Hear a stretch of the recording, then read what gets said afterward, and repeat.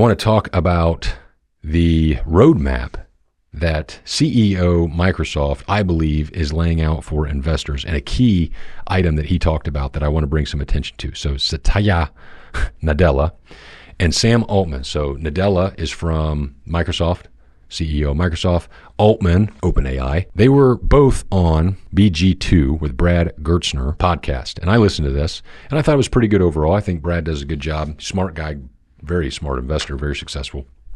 Don't know him. He was talking to both of them, and then Altman had to drop off earlier. But Nadella was talking about AI and power, and I thought Brad did a great job asking about the recent changes and like, hey, what's the new structure and how does the revenue sharing between OpenAI and Microsoft for the next several years? OpenAI is going to be owned. I think Microsoft owns roughly 27% of them, all that kind of stuff. Because remember, Altman, this do-gooder, saver of society in name only, not about money. Once the biggest nonprofit ever switched that to a for-profit, they still have a layer of nonprofit. The craziest thing here is Nadella was talking about the biggest roadblock or the biggest challenge that they have right now is power.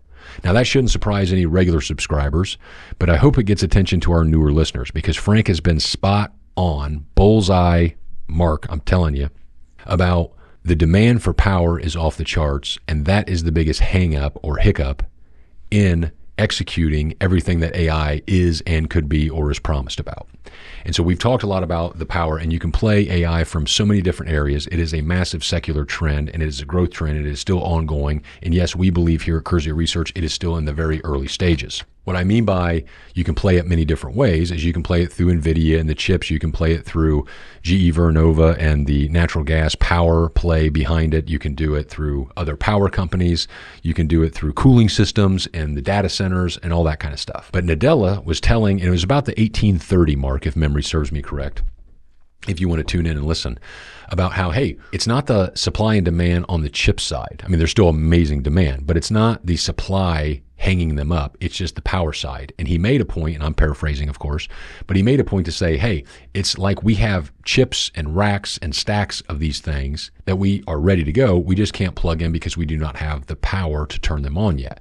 And the big hang up there is, hey, how do we go from we need X amount of power to building out, and that takes a lot because it takes permits and approvals and then time and construction and all that kind of stuff to actually, flipping the switch, getting that to turn. It's like, remember Trading Places when they're yelling at the very end, and he's like, turn these machines back on.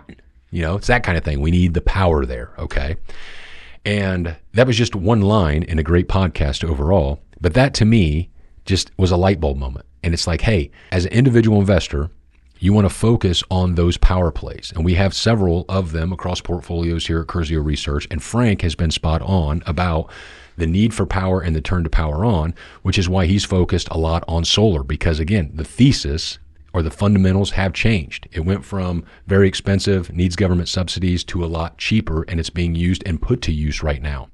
And you also have a big breakthrough and a lot more BESS, these battery energy storage systems, and I've talked about EOSE. EOSE is the name and the ticker of that company. And I want to give you guys, they're on the battery side because Microsoft, hyperscalers, all these guys, these AI plays, they need power and they need it now. And so you're going to see a lot of exciting things happen, thinking outside the box. You're going to have a lot of gigawatts and megawatts added to the grid, but then you're also going to have these off-site grids to where you're just going to try to power the one building without plugging into the bigger grid overall, or grids, and not one just big grid across the U.S. That's going to lead, and it is already leading to a lot of opportunity.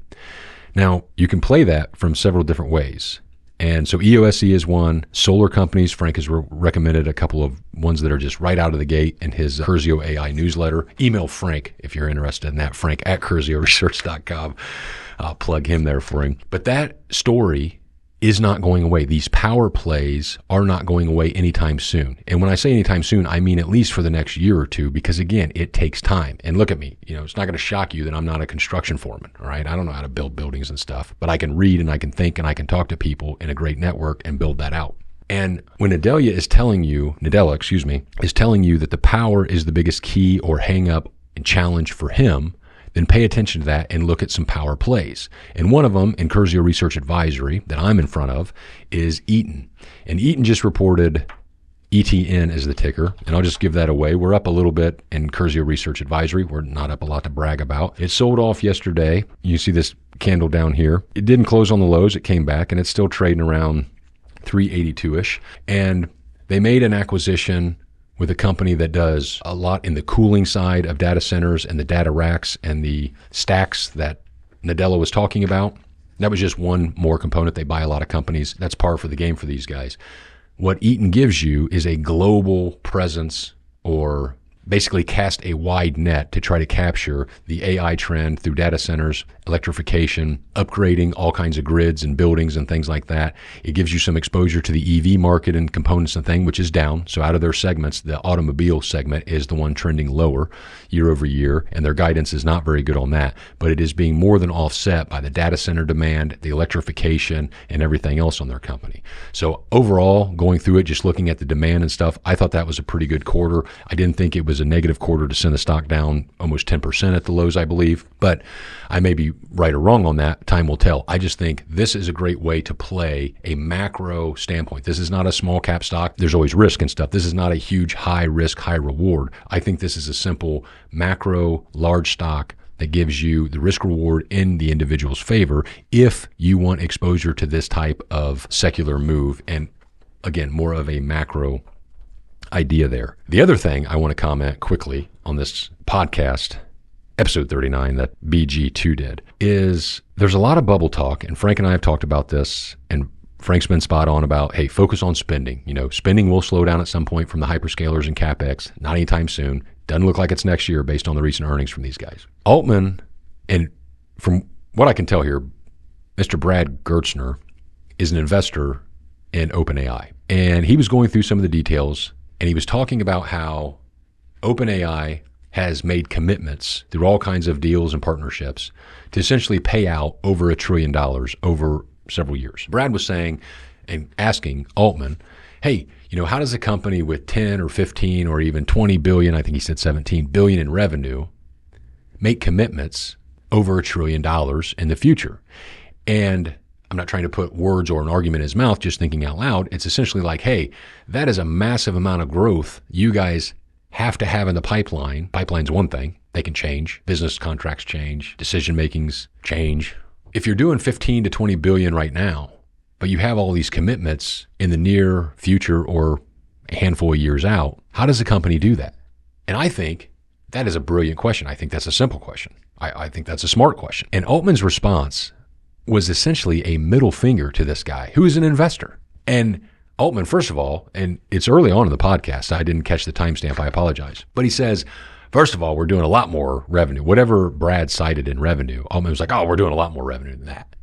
Okay, so you're doing 50 billion, or let's just say you're 100. Let's really get crazy. You're doing $150 billion in revenue this year. You're still pledging to spend over $1 trillion over the next several years. And Altman said, listen, we're doing a lot more revenue than that. And if you want to sell your shares, I'll find you a buyer. I don't know if this was edited or not, but Brad backed off and he was like, okay, I'm not gonna press him. I've made this little Bond villain want to be angry, you know. The guy's this big around, he wants to act like The Rock before he shrunk down for a movie role or whatever. I was surprised on Brad's reaction. I wasn't surprised on Altman's comment or reaction because I've listened to a lot of interviews on him and he doesn't shock me. I think he is a different breed, no doubt. But for him to not even acknowledge the question, forget going in depth or even talking more about it, he just totally blew him off. Just the old middle finger and, wait, if you went out, we're doing a lot more than that, and if you went out, we'll find you a buyer. And he dropped off early. Brad later said to just Nadella, hey, you know, we're not wanting to be a seller in this, we're a buyer, you know, in this company if he can get more access to it. And listen, it's the greatest growth story right now. It's putting up unbelievable revenue. It holds the record for the highest privately valued company.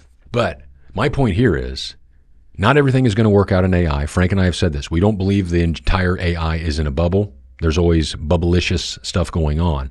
But do not think that the bubble is popping right now. That doesn't mean that everybody is going to be successful. And Altman, to his credit, has even said this, and so has Zuckerberg of Meta, owner of Facebook. Hey, if we overspend a little bit, that's not a big deal. It'll benefit society. We'll have this computing power. We'll have all this in the near future, and we'll see how it plays out. Just like the dot-com crash, yes, there was a lot of destruction and downside, but overall, you can't argue that there was a lot of value created there for a lot more people. Okay, I get that. My point here is, and I was dead wrong about when the government would reopen. I've been wrong a lot. There are going to be massive changes to deals with OpenAI that we've already heard about right now, signing with, everybody, hyperscalers and all this kind of stuff. This cat is going to either change the rules, not uphold his end of the deal, or something. I'll go out on a limb on that. The way he acted about that, if you think I'm putting too much emphasis on that one little aspect, go ahead and email me. Again, I could be wrong. I'm just willing to go out on a limb. As the great Toby Keith saying, I'm just the guy to call it out.